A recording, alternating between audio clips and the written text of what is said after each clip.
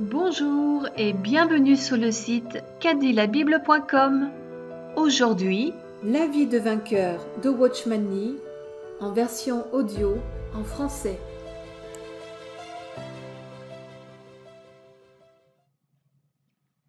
chapitre 4. Comment faire l'expérience de la vie de vainqueur? Référence biblique, Galatiens 2, verset 20. Plus moi, mais Christ. Galates 2,20 est un verset qui nous est très familier. Cet après-midi, nous allons en parler plus en détail. Dans le dernier message, nous avons vu ce que signifie une vie de vainqueur. Nous savons que la vie de vainqueur est Christ, le Christ qui vit en nous. La question consiste à savoir comment nous pouvons entrer dans l'expérience de cette vie. Christ veut être notre vie. Il peut nous rendre victorieux. Mais comment Christ peut-il être notre vie? Comment Christ peut-il exprimer sa vie en nous? Nous avons entendu l'Évangile et savons que Jésus est le Sauveur. Mais comment le considérons-nous en tant que notre Sauveur? Nous connaissons le salut de la croix. Mais comment pouvons-nous être associés au salut de la croix? Dans ce message, nous débattrons la question suivante. Comment être unis à Christ et ce que nous devrions faire avant que Christ puisse devenir notre vie et vivre en nous? Cet après-midi, il nous faut considérer Galates, chapitre 2, verset 20. Nous ne tiendrons pas compte du début ou de la fin de ce verset. Nous commencerons par le milieu. Ce verset contient une expression merveilleuse. Ce n'est plus moi qui vis, mais Christ qui vit en moi. Nous pouvons dire que ce n'est plus moi, mais Christ. Que signifie plus moi, mais Christ? Ces 4 mots représentent la victoire. Ils évoquent la vie de vainqueur dont nous avons parlé au cours de ces derniers jours.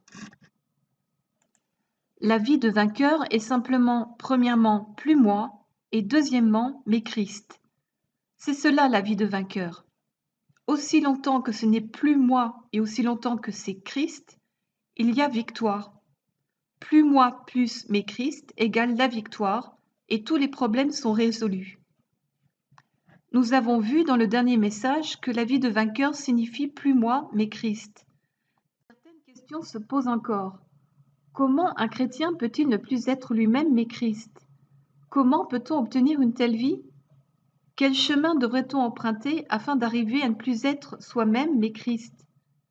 C'est pourquoi il nous faut étudier attentivement Galates 2, verset 20. Selon Galates chapitre 2, verset 20, ce n'est plus moi, mais Christ, se trouve au centre. Ces mots sont encadrés par 2 phrases importantes. Nous devons considérer le point de départ de l'expérience de Paul, ce qui l'a conduit à dire « ce n'est plus moi, mais Christ ». Quand nous aurons vu cela, nous pourrons emprunter le même chemin et finalement nous dirons aussi « ce n'est plus moi, mais Christ ». Donc, il nous faut suivre le même chemin que Paul. Comment ne plus être moi mais Christ? Maintenant, découvrons comment parvenir à ce n'est plus moi mais Christ. Il nous faut commencer à la première phrase de ce verset. Je suis crucifié avec Christ et ce n'est plus moi qui vis, mais Christ qui vit en moi. Comment Paul a-t-il atteint le stade où il pouvait dire « ce n'est plus moi mais Christ » ? C'est une parole qui nous est très familière. Je suis crucifié avec Christ et ce n'est plus moi qui vis. Le moi est éliminé. Il est sur la croix. Le moi est mort. C'est pourquoi je peux dire que ce n'est plus moi. Cependant, frères et sœurs, ce n'est pas la première fois que la vérité concernant la crucifixion avec Christ est prêchée parmi nous. Nous savons depuis longtemps que nous sommes crucifiés avec Christ. Pourquoi la doctrine de notre crucifixion avec Christ n'a-t-elle pas marché pour nous? Frère Lou, depuis combien d'années entends-tu parler de la doctrine de la crucifixion avec Christ? Tu entends parler depuis plus de 10 ans. Agit-elle en toi? Je t'en prie, sois honnête avec nous. Agit-elle bien en toi? Pas vraiment. Je poserai la même question à frère Chi. Dans quelle mesure la doctrine de la croix t'a guidé? Est-elle vraiment effective en toi? As-tu la puissance de Paul? Frère Chi a déclaré ressentir qu'il commençait à avoir plus de puissance au cours de ces derniers jours. Nous connaissons la doctrine de la crucifixion avec Christ depuis plus de 10 ans, mais elle n'a pas agi en nous, ou presque pas. Nous ne pouvons dire comme Paul, Je suis crucifié avec Christ. Et nous ne pouvons enchaîner par ce n'est plus moi qui vis. Il semble que cette doctrine n'ait pas produit beaucoup d'effets sur nous. Je ne fais pas que répéter la doctrine de la croix cet après-midi, nous en savons déjà trop. Nous voulons voir jusqu'à quel point cette crucifixion avec Christ devrait agir en nous et ce que nous devrions faire avant de pouvoir dire que nous sommes crucifiés avec Christ. Frères et sœurs, lorsque le Seigneur Jésus a été crucifié pour nous, nous ne l'avons pas tué et nous ne sommes pas tués non plus. Christ lui-même est mort sur la croix et Dieu nous a inclus dans sa mort. Cela nous est à tous familier. Cependant, j'aimerais vous poser une question. Tandis qu'il est vrai que Dieu nous a crucifiés, que devrions-nous faire et par quel processus devrions-nous passer avant de pouvoir affirmer que nous sommes crucifiés avec Christ? Dans le passé, nous avons considéré ce que Dieu avait fait pour nous, mais nous n'avons pas vu où était notre responsabilité. Nous avons vu que Dieu nous avait crucifiés, mais nous ne savons pas comment considérer notre propre crucifixion. Cet après-midi, nous voulons examiner la responsabilité que nous portons dans notre crucifixion avec Christ. Accepter l'évaluation de Dieu. Pourquoi Dieu a-t-il crucifié Christ? Mon intention n'est pas de délivrer un sermon cet après-midi, mais d'avoir une discussion avec vous. C'est quelque chose qui nous concerne tous, ce n'est pas simplement pour moi. Chacun d'entre nous devrait prendre cela en considération. Pourquoi Dieu a-t-il voulu nous crucifier avec le Seigneur Jésus? Je peux illustrer ce point par une histoire. Un voleur fut déclaré coupable devant un juge. Comme le crime n'était pas trop sérieux, il ne fut condamné qu'à 10 ans de prison. Un autre voleur fut aussi déclaré coupable et le juge le condamna à être exécuté. Pourquoi l'un fut-il exécuté tandis que l'autre ne reçut qu'une peine de 10 ans de prison? Il y avait encore de l'espoir pour celui qui allait être emprisonné. Le juge espérait encore en lui et la nation aussi. Il existait encore la possibilité que cet homme devienne un bon citoyen. Après 10 ans de prison, il serait libéré. Mais la nation n'espérait plus rien de l'autre voleur. Le crime qu'il avait commis était trop sérieux. La nation n'avait pas besoin d'une telle personne, et la seule façon de traiter le problème était d'exécuter cet homme. Comment Dieu nous voit-il aujourd'hui?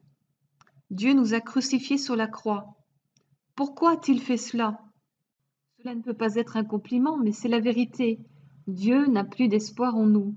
Dieu nous considère comme des cas sans espoir et incorrigibles. La chair est corrompue au plus haut point.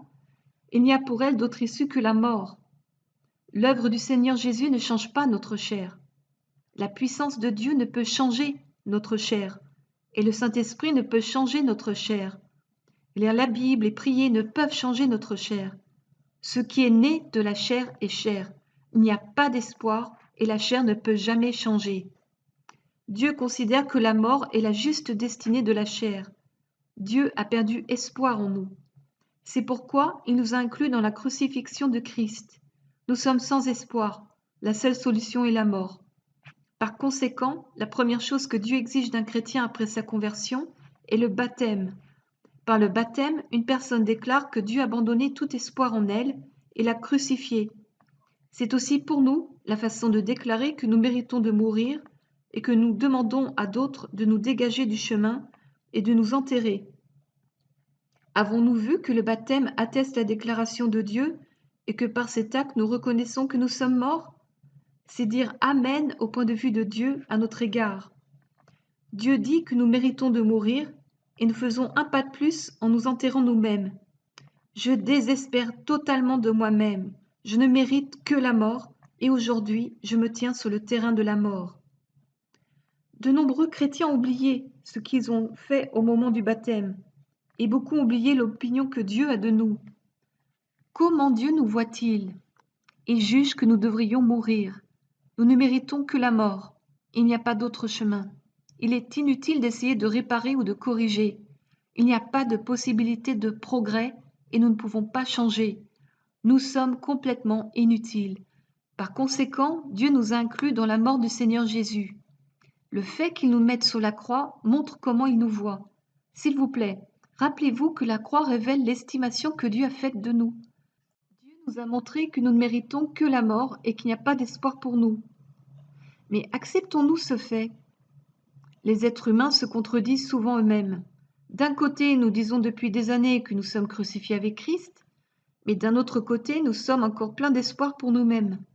D'une part, nous sentons que nous ne sommes pas capables, et d'autre part, nous espérons pouvoir le devenir. Nous trébuchons et nous échouons sans cesse, et cependant, nous espérons toujours vaincre. Un jour, j'ai vu la photographie d'une femme qui avait placé le cercueil de son mari décédé devant sa porte pendant 30 ans. Elle ne permettait à personne d'enterrer son mari.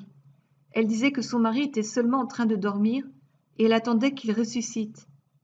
Nous avons le même espoir en ce qui nous concerne. D'un côté, nous croyons que nous ne méritons que la mort et que nous sommes déjà morts par nos transgressions, mais d'un autre côté, nous pensons qu'aussi longtemps qu'il y en nous un souffle de vie, nous pouvons encore être de quelque utilité. Nous pensons avoir échoué parce que nous n'avons pas été assez fermes dans notre détermination, et nous croyons que nous vaincrons si nous faisons mieux la prochaine fois. Nous pensons avoir échoué par manque de vigilance, et nous croyons que nous serons capables de résister à la tentation si nous sommes vigilants la prochaine fois. Nous pensons avoir échoué parce que nous n'avons pas rejeté la tentation, et nous croyons que nous vaincrons si nous rejetons la prochaine fois.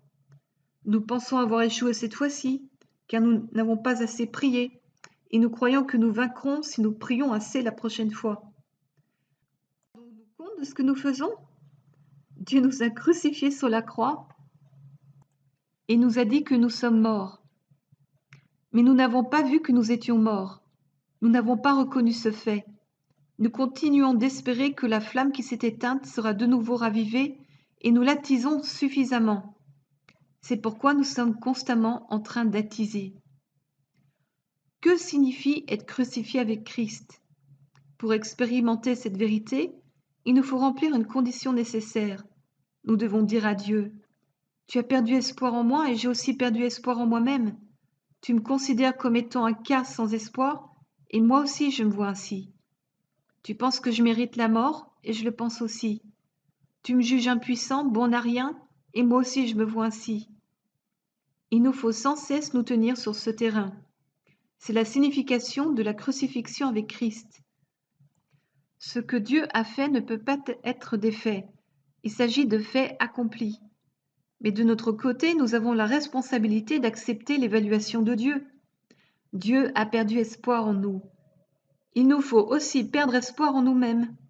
Chaque fois que nous désespérons de nous-mêmes, nous verrons que ce n'est plus moi. Le problème aujourd'hui est que la plupart des chrétiens ont refusé d'ouvrir les yeux. Ils n'ont pas vu que Dieu avait perdu espoir en eux et abandonné toute exigence les concernant. Ils nous considèrent comme étant absolument inutiles. Ici, je n'ai pas peur d'offenser frère Lou.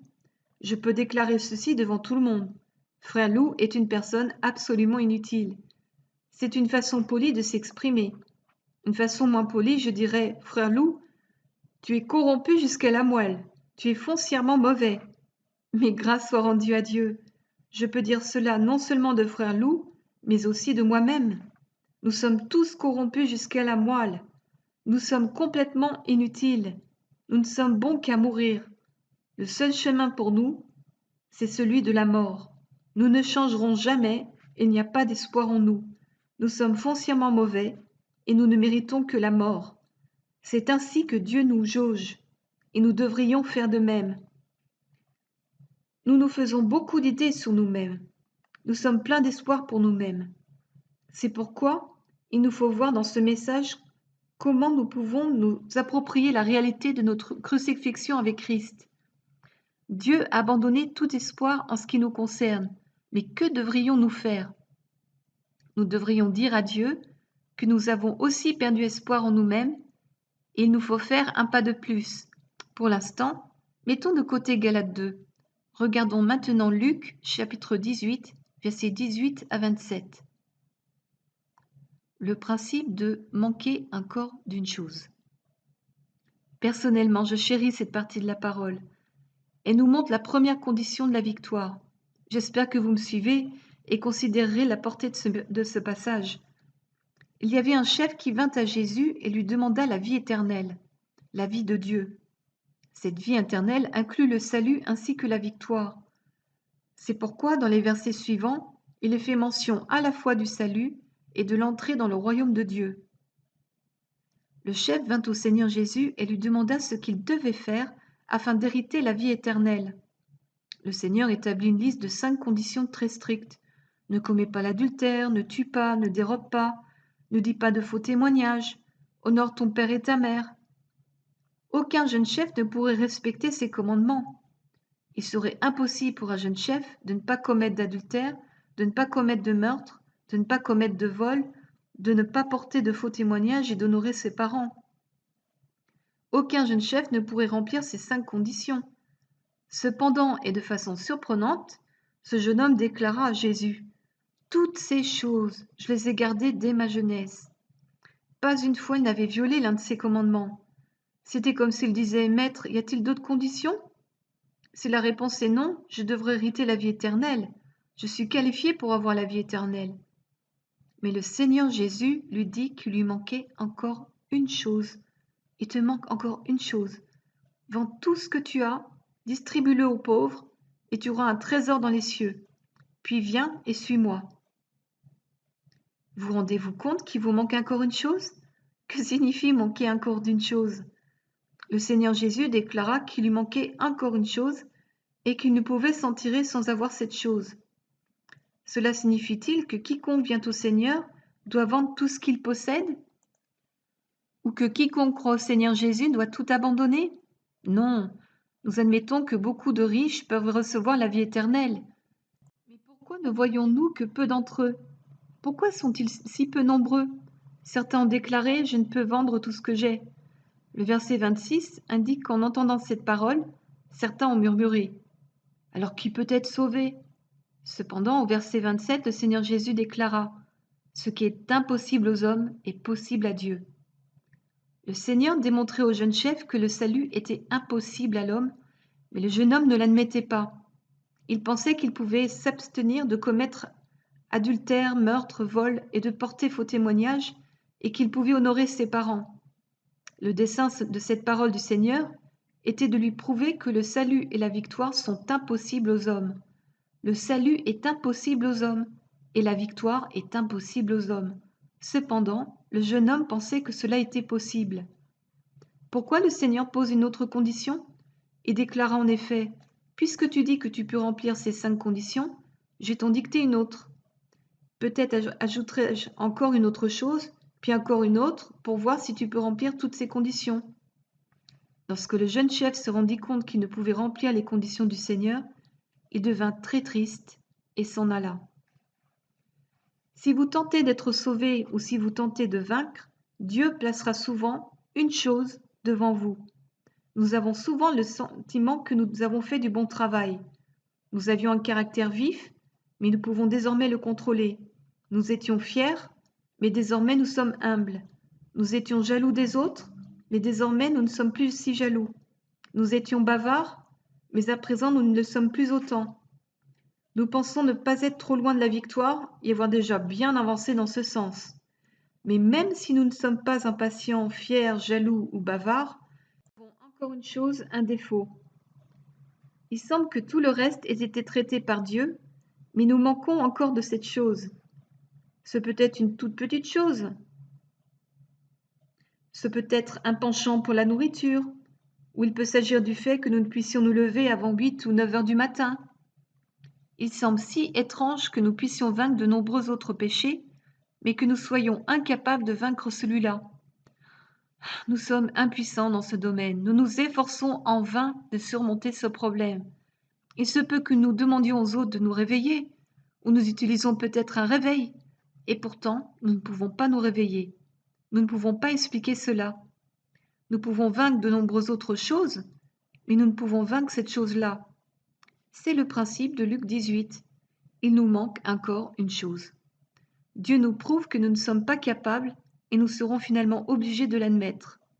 Le Seigneur peut nous permettre de devenir capables dans un certain domaine, mais il nous montrera qu'il nous manque encore une chose. Il doit nous montrer qu'il y a au moins une chose que nous sommes incapables de faire. Pour nous conduire à la victoire, Dieu doit d'abord nous montrer notre incapacité. La victoire est un don de Christ. Nous ne pouvons vaincre par nous-mêmes. Par conséquent, Dieu laisse une ou deux choses qui nous est impossible de vaincre. Il essaye de nous montrer qu'il nous manque encore une chose. Le premier pas vers la victoire, se rendre compte que nous ne sommes pas capables. Le jeune chef aurait peut-être été capable de remplir 5, 50, voire 500 conditions, mais Dieu lui a mis une chose sous les yeux pour lui montrer qu'il n'était pas capable. Amis, le premier pas vers la victoire, c'est nous rendre compte que nous ne sommes pas capables.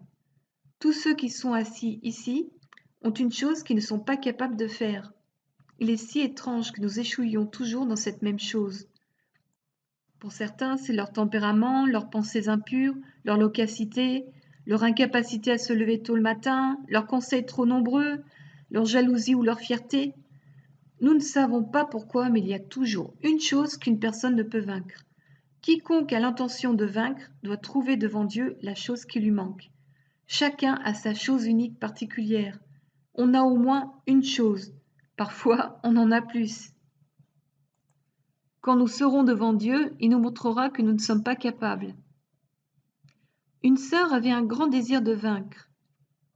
Elle confessa de nombreuses choses devant Dieu. Chaque jour, elle écrivait des lettres aux autres, demandant pardon pour ses méfaits, et chaque jour, elle gravissait la montagne pour prier. Chaque fois qu'elle descendait de la montagne, je lui demandais si elle avait surmonté son obstacle. Elle me disait qu'elle avait creusé une autre tombe sur la montagne et qu'il y avait encore enterré quelque chose. Lorsque je lui posais la question le lendemain, elle me disait qu'elle avait découvert de nouveaux péchés, les avait confessés et enterrés. Pendant plus de 20 jours, elle s'occupa de ses péchés.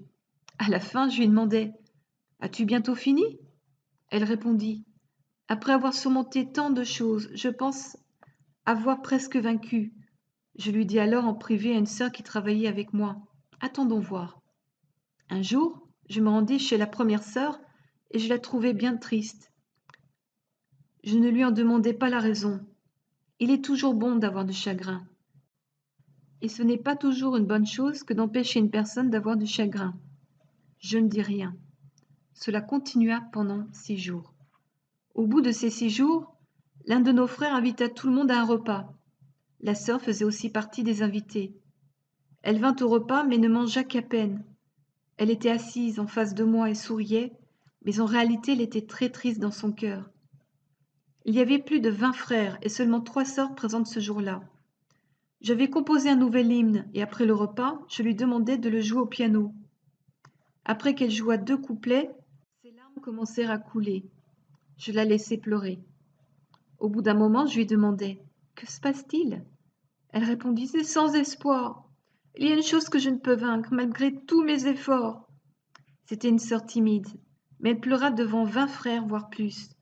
Elle ne pouvait se retenir, elle continuait à pleurer. Je lui demandai ce qu'elle ne pouvait vaincre. Elle répondit qu'elle avait confessé un problème pendant 1 semaine, mais était toujours incapable de vaincre. Elle déclara « Frère Ni, au cours de ces dernières semaines, je me suis occupée de mes péchés tous les jours. J'ai traité tous mes péchés. » Je pouvais témoigner qu'elle avait vraiment fait. Elle poursuivit « Mais en dépit de tout ce que j'ai fait au cours de cette dernière semaine, j'étais incapable de traiter ce seul péché. » Je pensais qu'il devait s'agir d'un péché très grave. Je la questionnai de nouveau sur ce péché. Elle répondit « C'est un tout petit problème, mais je ne peux le vaincre. J'ai cette habitude depuis ma jeunesse. J'aime prendre des collations. Après le petit déjeuner, j'aime grignoter ceci ou cela. Avant le déjeuner, j'ai encore le désir de grignoter, et après ce dernier, il me faut quelque chose. Le soir, avant d'aller me coucher, je cherche encore à grignoter. Au cours de ces derniers jours, j'ai senti que je devais résoudre ce problème. Je ne devrais pas grignoter constamment.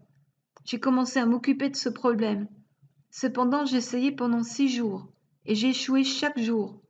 Je suis pire que mes 3 enfants. Dès que je vois quelque chose à grignoter, je le mets dans ma bouche. Je ne peux arrêter de manger. » Elle pleurait tout en parlant. Mais en entendant cela, j'étais très heureux. Je me mis à rire. Alors qu'elle pleurait, certains frères se retirèrent, et quelques sœurs tentèrent d'éviter la scène. Elle pleurait amèrement, mais je riais de bon cœur. Elle me demanda pourquoi j'étais si heureux. Je répondis « Je suis très heureux. Mon cœur bondit de joie. Madame une telle, êtes-vous sûre que vous n'êtes pas capable? Vous êtes-vous rendu compte de votre incapacité seulement après ces 20 et quelques jours? Dieu merci, vous avez finalement appris qu'il y a quelque chose que vous n'êtes pas capable de faire. Permettez-moi de vous dire ceci. Dès que vous n'êtes pas capable, il devient capable. C'est là que se trouve le principe de la victoire. 1 heure plus tard, elle eut une révélation et entra pleinement dans l'expérience de vainqueur. Pour vaincre, il faut manquer d'une chose. Vous pouvez penser avoir raison dans tel ou tel domaine. Vous pouvez penser que vous êtes capable de faire quelque chose, mais Dieu doit vous prouver que vous ne pouvez rien faire. Frères et sœurs, tous ceux qui veulent vaincre doivent d'abord trouver la chose qu'ils sont incapables de faire. Ils ne peuvent découvrir leur incapacité qu'à travers cette chose précise. Avez-vous un péché particulier? Avez-vous un péché que vous ne pouvez vaincre? Ceux qui généralisent trop ne peuvent jamais franchir la porte de la victoire. Il vous faut connaître votre faiblesse spécifique. Cela servira à démontrer qu'il vous faut vaincre. Pour certains, c'est la fierté, pour d'autres, c'est de la jalousie, pour d'autres encore, c'est la crédulité. Le moindre changement les affecte. Pour certains, ce sont les pensées impures, pour d'autres, c'est la loquacité, pour d'autres encore, c'est la mignardise. Certains aiment parler derrière le dos des autres et colporter des ragots. Certains sont incapables de contrôler leur corps. Il y a toujours une chose qu'une personne ne peut vaincre. Après la réunion de cet après-midi, j'espère que vous rentrerez chez vous et écrirez dans votre Bible les mots « Il te manque encore une chose » et il vous faut trouver ce qu'est cette chose. Le jeune homme dans Luc 18 a manqué de vendre tout ce qu'il avait. J'ai bien peur que certains parmi nous ne soient aussi incapables de se départir de leur argent. Chez certains, le problème peut ne pas être l'argent, mais il manque quand même quelque chose. Si pour vous ce n'est pas l'argent, qu'est-ce que donc? Il vous faut noter le péché que vous trouvez impossible de vaincre. Si vous savez où se trouve votre maladie, vous serez spécifique devant Dieu en ce qui concerne la victoire sur ce péché. Chacun doit savoir où réside sa maladie spécifique. Chaque personne a sa faiblesse spécifique et elle doit demander à Dieu de l'éclairer et de lui montrer sa faiblesse. Chaque personne a au moins une chose qu'elle ne peut vaincre. Pour certaines personnes, il peut s'agir de plus d'une chose. Il vous faut trouver la chose même que vous ne pouvez vaincre. Une fois que vous apercevez que vous êtes incapable, vous verrez que Dieu est capable. Si vous ne voyez pas votre propre faiblesse, vous ne verrez pas la puissance de Christ. Frères et sœurs, pourquoi Dieu a-t-il laissé une ou deux choses non résolues dans notre vie? C'est pour nous montrer que nous sommes capables de rien faire par nous-mêmes. C'est un principe biblique général. C'est aussi un principe de la plus haute importance. Quand nous déclarons que le Seigneur Jésus a été crucifié pour nous, il est très facile d'oublier que ce même principe est à l'œuvre en même temps. Dieu sait que vous êtes impuissant, et Dieu sait que je suis impuissant. Il sait que rien de bon n'est issu de la chair. Il sait cela depuis longtemps, mais nous ne le savons pas. Par conséquent, nous continuons d'espérer et de faire de notre mieux pour plaire à Dieu. Dieu sait que notre chair est inutile, mais nous ne le savons pas. C'est pourquoi il nous a donné la loi. Le but de la loi est de nous prouver que l'homme est pécheur et impuissant. La loi ne nous a pas été donnée pour que nous la respections. Dieu sait que nous ne pouvons respecter la loi. Le but de la loi est que nous la violions. Elle n'a pas été donnée à l'homme pour qu'il la respecte, mais pour qu'il la viole. Dieu sait que nous allons enfreindre la loi, mais nous l'ignorons. C'est pourquoi il nous a donné la loi et nous a permis de l'enfreindre. Ainsi, nous découvrirons ce que Dieu sait déjà et nous deviendrons conscients de notre impuissance. En tant que chrétiens, nous affirmons être au-dessus de la loi. Nous pensons que les 10 commandements constituent la loi, mais nous oublions que tous les commandements du Nouveau Testament constituent aussi la loi. À travers ces commandements, Dieu nous démontre que nous ne pouvons réussir. Dieu doit nous mener au point où nous confessons ne pas pouvoir y parvenir. Ce n'est qu'à ce moment que nous reconnaîtrons la sagesse de Dieu lorsqu'il nous crucifie. Ce n'est qu'à ce moment que nous nous rendrons compte que nous sommes inutiles et que la seule façon de nous traiter est de nous faire mourir. Sinon, nous reconsidérions que Dieu a fait une erreur en nous crucifiant, car nous penserions encore que nous pouvons faire quelque chose. C'est pourquoi Romains 7 est si précieux. La personne dont il fait mention dans Romains 7 était en lutte constante. Pourquoi luttait-elle? Elle luttait car elle espérait encore en elle-même, bien que Dieu ait perdu espoir en elle. Elle tenta de contenter Dieu en respectant la loi, mais le résultat fut un échec complet. À la fin, suite du chapitre, dans la vidéo suivante. Nous vous remercions pour votre écoute et nous espérons vous retrouver sur notre site cadilabible.com.